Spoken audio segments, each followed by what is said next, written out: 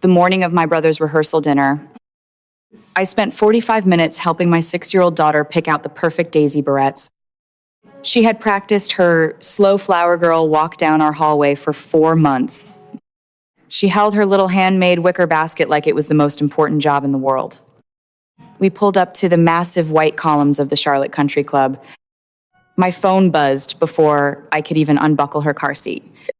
It was a text from my mother telling me to wait in the parking lot and absolutely not bring my daughter inside yet. I found my mother waiting by the rose bushes in the side garden. She crossed her arms and delivered the news with a completely flat voice. Vanessa replaced my daughter weeks ago. The bride decided a sweet, handmade basket threatened her high society aesthetic. Instead, Vanessa's own niece was already inside wearing a $1,000 custom gown. My mother stared right at me and demanded I keep my mouth shut so I wouldn't ruin my brother's big weekend. My jaw clamped tight. The gravel crunched under my shoes as I turned my back on her and walked away. I retreated to our car. My husband, Spencer, was already kneeling in the back seat, holding our devastated daughter. Her small shoulders shook as she buried her face in his chest. The daisy barrettes catching the afternoon sun. The betrayal burned the back of my throat. This was the unspoken rule of my family finally breaking me. My brother, Gavin, had always been the golden child. He was fragile, easily overwhelmed, and endlessly accommodated. My mother functioned as his personal shield, absorbing every shock of the real world and redirecting the pain onto me. I was the capable one. I was the sister expected to endure the collateral damage of Gavin's incompetence simply to keep the peace. My mother's enabling had reached an absolute fever pitch over the last year. She desperately wanted Gavin to marry into Vanessa's affluent country club family. To secure Vanessa's affection, my mother committed the ultimate betrayal. She secretly gifted Vanessa our grandmother's $15,000 diamond and sapphire heirloom bracelet. My father and I were supposed to inherit that piece together. My mother handed it over to a stranger without a single word of discussion, purchasing a fake sense of family unity with our actual legacy. I forced myself to walk inside the venue to help set up the bridal suite. I needed to maintain the facade just a little longer. Vanessa was holding court in the center of the room, sipping champagne and ignoring me completely. My daughter was sitting quietly in the corner. Paige reached for a plate of cookies on the low glass table and accidentally knocked a full glass of water directly into Vanessa's open designer tote bag. Vanessa shrieked. I lunged forward, plunging my hands into the soaked leather bag to pull out the ruined contents. I yanked out a makeup bag, a hairbrush, and a soaking wet clutch. I unzipped the inner pocket of the clutch to save the silk lining. A folded slip of heavy paper slid out and landed on the carpet. I picked it up. It was a final notice from the wedding florist, demanding immediate payment. Folded right behind it was a yellow carbon copy from a local pawn shop. The date printed at the top was yesterday. I read the itemized description printed below Vanessa's driver's license number. Vintage diamond and sapphire bracelet. The air in the room felt so thin I could barely breathe. Vanessa did not pawn our grandmother's heirloom for fun. She pawned it in a blind panic. Gavin's credit cards were completely maxed out. The vendors were threatening to walk, and Vanessa was utterly broke. She was hiding her financial ruin from her wealthy parents to protect her pristine, high society facade. The girl who rejected my daughter for not looking expensive enough was secretly living on stolen. Pawn time. I slipped my phone out of my pocket. One silent click of the camera captured the pawn ticket and the florist's final notice in perfectly sharp focus. I folded the papers exactly as I found them, slid them back into the damp inner pocket, and handed the heavy leather tote back to Vanessa. I offered a tight, polite apology for the spilled water. She rolled her eyes and dismissed me. She had no idea she had just handed me the hammer that would shatter her entire world. The rehearsal dinner commenced an hour later in the grand dining room. The tables were draped in heavy cream linen and covered in white roses. Vanessa paraded around the room, dripping in brand new jewelry, playing the role of the perfect, carefree bride for her affluent parents. I stood near the back of the room, scanning the crowd. I spotted my father, Marcus. He was a quiet man. He had suffered my mother's toxic enabling of Gavin in silence for 30 years. Retreating into the background to avoid the constant screaming matches, I walked over to his corner table. I pulled up the photograph on my phone and slid the screen across the tablecloth toward him. He stared at the pawn receipt. The color drained from his face, replaced instantly by a terrifying, cold stillness. He looked up at me. He revealed a truth that shifted the entire foundation of the evening. He noticed the sapphire bracelet missing from my mother's safe 3 days ago. He spent the entire morning auditing the family estate and meeting privately with his attorney. He was already planning to dismantle the safety net. The pawn ticket was simply the final nail in the coffin. We shared one long look. The era of keeping the peace was officially dead. Dessert was served. Vanessa stood up at the head table and tapped her champagne glass. The room fell into a polite, expectant silence. She launched into a tearful, highly orchestrated speech. She spoke about cherishing heritage, blending families, and honoring the deep. Traditional values her parents had instilled in her. The hypocrisy made my skin crawl. As the applause died down, I stood up from my chair. I walked the length of the dining room. Every eye tracked my movement. I reached the head table, pulled the freshly printed copy of the pawn ticket from my purse, and dropped it directly onto Vanessa's pristine china plate. Vanessa looked down.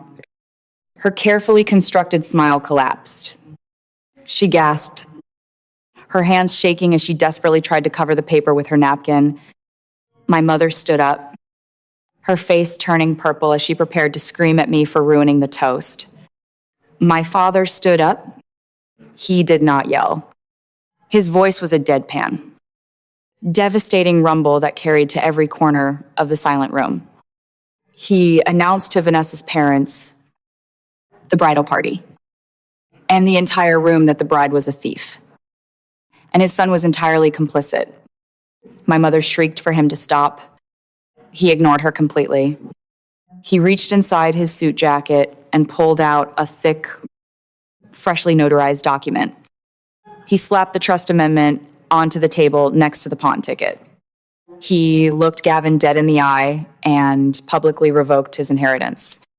The $450,000 lake house in upstate New York was instantly transferred to my name alone. He handed me the legal deed right there in the candlelight. He told Gavin that 30 years of free rides, endless bailouts, and stolen heirlooms ended tonight. The silence in the dining room was absolute. Gavin looked like he was going to vomit. Vanessa's parents stared at their daughter in total horror. My mother collapsed into a chair. Weeping hysterically, she dragged us into a private side room and launched the most desperate manipulation tactic of her life. She threatened to divorce my father immediately if we did not attend the wedding the following day. She claimed this scandal would literally kill her. Gavin fell to his knees. He promised he would fix everything.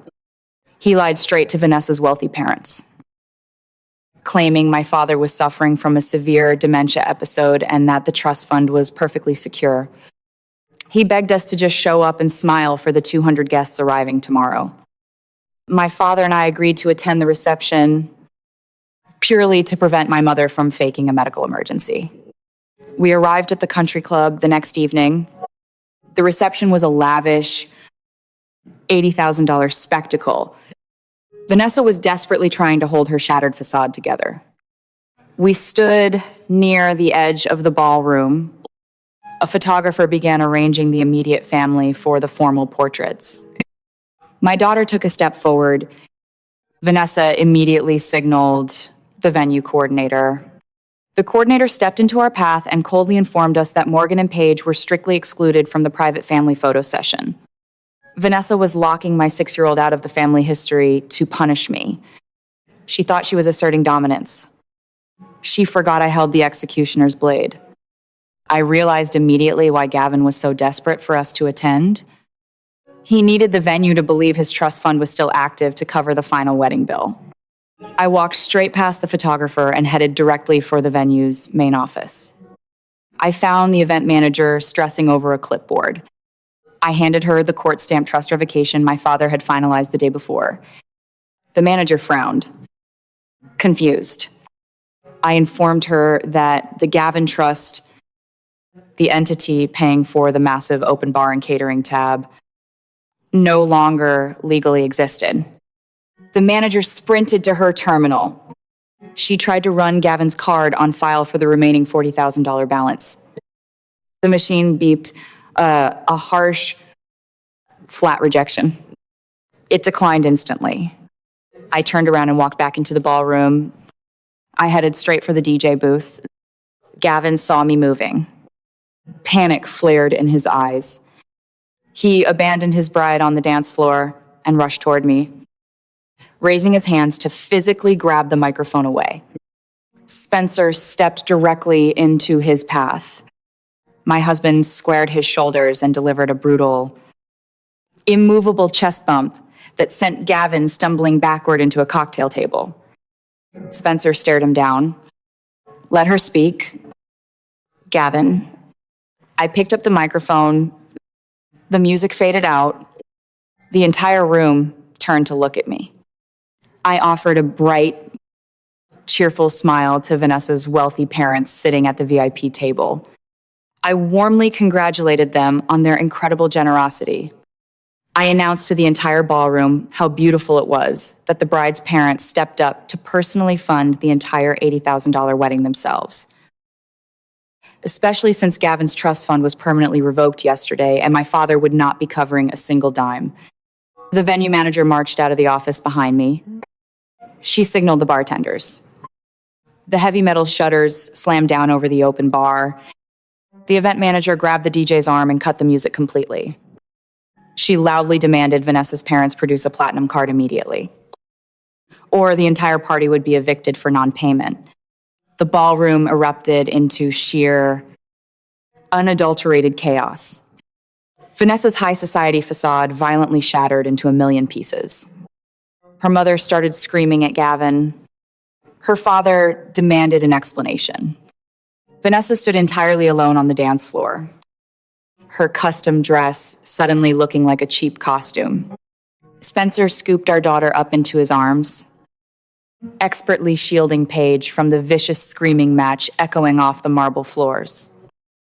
My father buttoned his suit jacket, turned on his heel, and walked toward the exit. I followed him. We walked out of the Charlotte Country Club, leaving my mother behind with the spectacular, ruinous mess she had spent 30 years creating. The next morning, my father drove to the local precinct. He followed proper, real-world legal procedure. He filed a formal police report regarding the stolen grandmother's bracelet. The detective informed us that pawn shops maintain strict surveillance and thumbprint records for precious gems. Vanessa was trapped. She faced immediate grand larceny charges.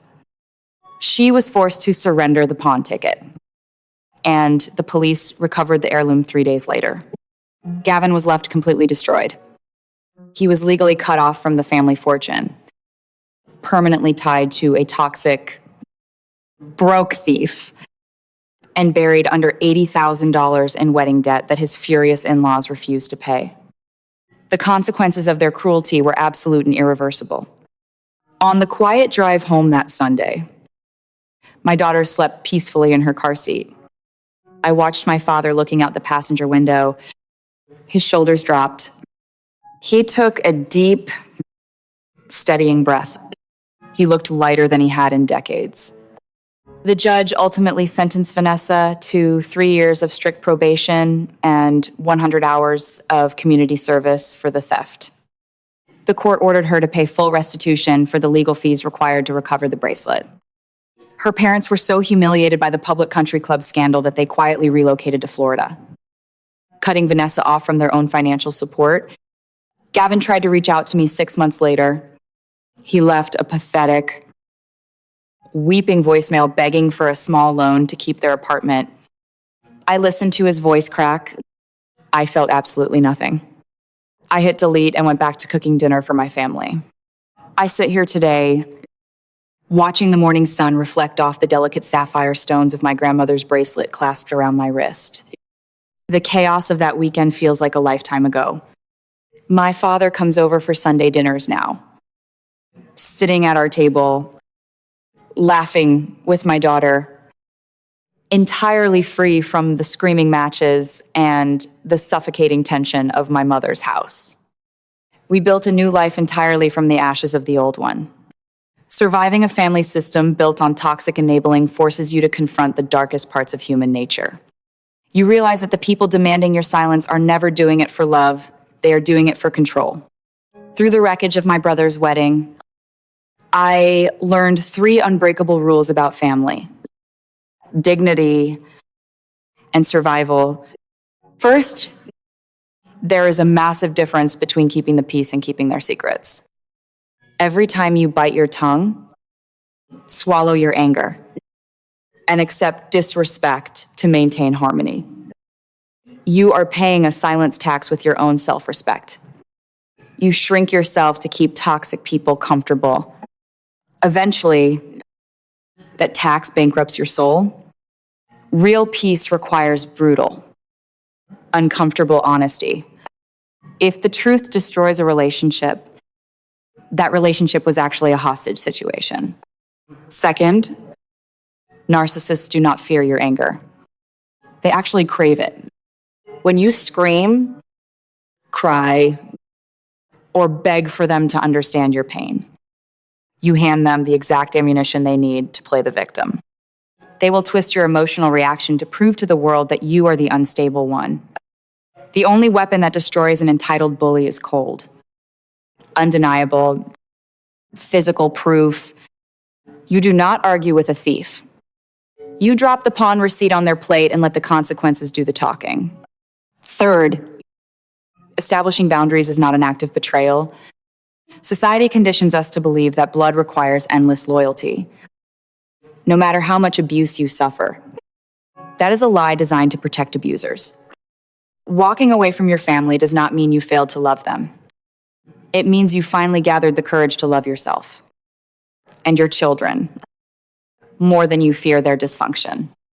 My daughter will never grow up believing she has to shrink herself to make a bully comfortable, because she watched me walk away from the table when love was no longer being served. Look at the relationships you are desperately trying to hold together right now. Look at the people who demand your endless patience while offering you zero respect.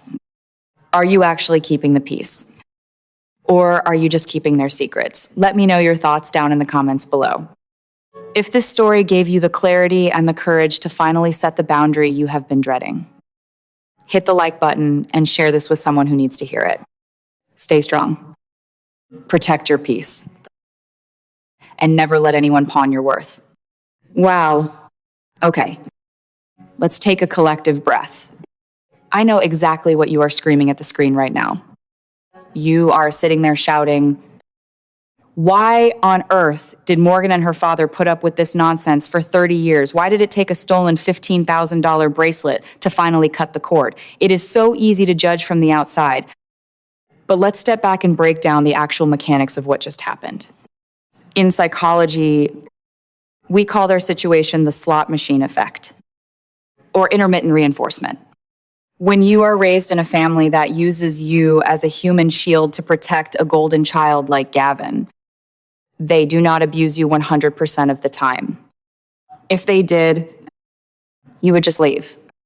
Instead, they give you tiny, random crumbs of hope. A peaceful holiday dinner here. A rare compliment there. You keep pulling the lever, putting up with the disrespect, hoping this time you will hit the jackpot and they will finally treat you with basic human decency. Morgan and her father were not weak or stupid. They were deeply conditioned to absorb the pain to keep the peace.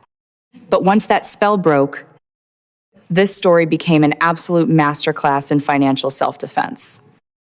Let's look at the specific street-smart moves they made to secure their freedom. First, we have the silent audit. When Morgan found that pawn receipt in the spilled bag, she didn't run into the ballroom screaming. Narcissists like Vanessa love dramatic. Emotional arguments because it gives them room to gaslight you and play the victim. Morgan just took a photo and walked away. Undeniable. Physical proof is the only currency that destroys a manipulator. Second, the paperwork guillotine. Marcus didn't threaten to cut his son off. He went straight to his lawyer and executed a legally binding trust amendment to protect his $450,000 property before the dinner even started. You never warn a toxic person that you are cutting them off. You quietly move the money, lock down the assets, and drop the finalized paperwork directly on their plate. Finally, we have the public default. Morgan letting the venue's credit card decline for the remaining $40,000 was brilliant. Enablers thrive in the shadows. By forcing Gavin's financial reality into the bright light in front of Vanessa's wealthy parents, Morgan shattered their false high society narrative. She forced them to actually pay the bill for their own entitlement. And maybe that is the part people miss the most. The real victory was not the lake house. It was not the bracelet. It was not even watching Gavin and Vanessa finally face the consequences they had dodged for years. The real victory was the quiet breakfast the next morning. When Paige walked into the kitchen wearing her little Daisy barrettes again, climbed into her chair, and asked if Grandpa was coming over for pancakes. That was when I understood what freedom actually feels like. It does not always arrive with applause. Sometimes it arrives as silence in your home, no frantic calls, no guilt trips, no one demanding that your child disappear so someone else can look perfect. My mother still sends messages sometimes. They are long, dramatic, and full of words like forgiveness, family, and embarrassment. I do not answer, because forgiveness does not mean reopening the door for people who only know how to walk through it with muddy shoes. So if you are waiting for toxic people to finally admit what they did, stop waiting. Build your proof. Protect your children. Protect your money. Protect your peace. And when the moment comes, do not scream. Do not beg. Just place the truth on the table and walk out with your head high. Here is the ultimate verdict. You cannot heal in the exact same environment that made you sick. Sometimes the best investment you can ever make is buying your own freedom by walking away, letting the cards decline, and letting the police handle the rest. Have you ever had to draw a hard financial or emotional boundary with a toxic family member? Tell me your story in the comments below. If this breakdown gave you a new perspective, hit subscribe for more real talk on navigating the hardest parts of life. Stay strong, and I will see you in the next one.